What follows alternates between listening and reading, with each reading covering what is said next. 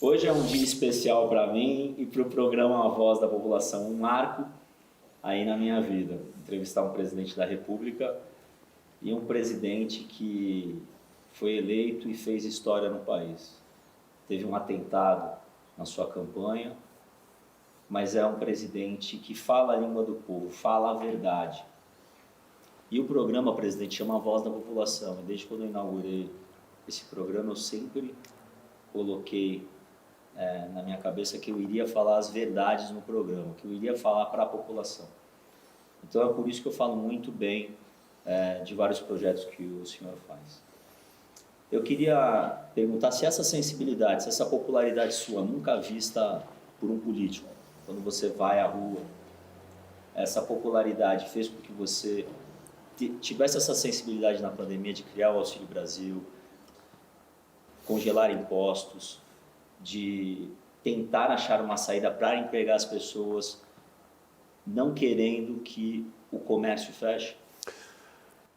Olha, eu sempre fui criado no meio do povo, né? Eu sou nascido ali perto de Ribeirão Preto, em Glicério, criado no Vado do Ribeira. E depois fui para o Exército Brasileiro.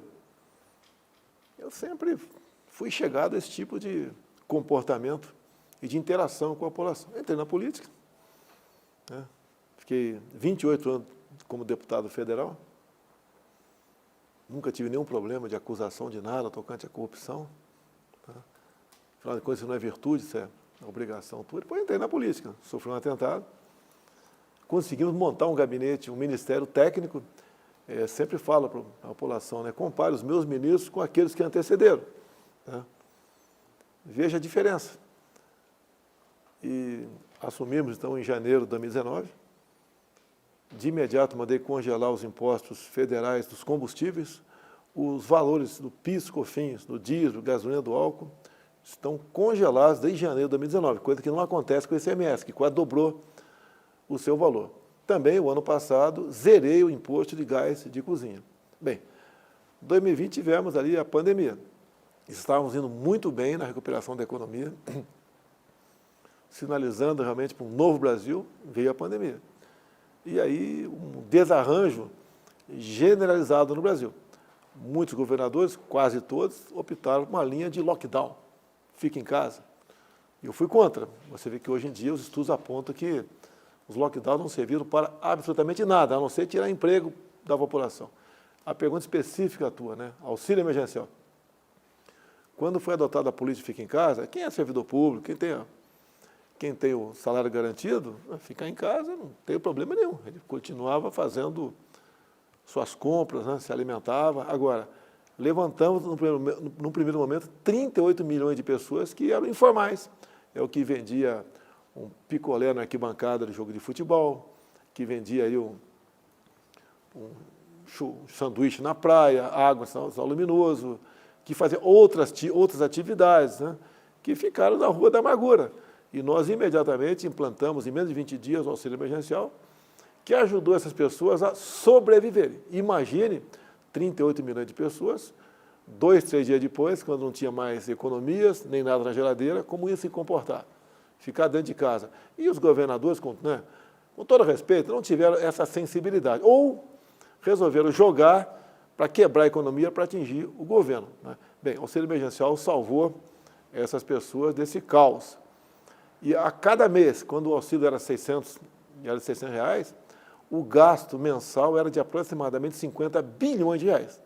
Porque, no final das contas, 68 milhões de pessoas passaram a receber o auxílio emergencial.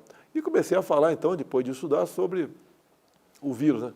Lamentavelmente, o Supremo Tribunal Federal disse que quem trata esse assunto são governadores e prefeitos. Eu apenas fui aquela pessoa que enviava recursos para estados e municípios.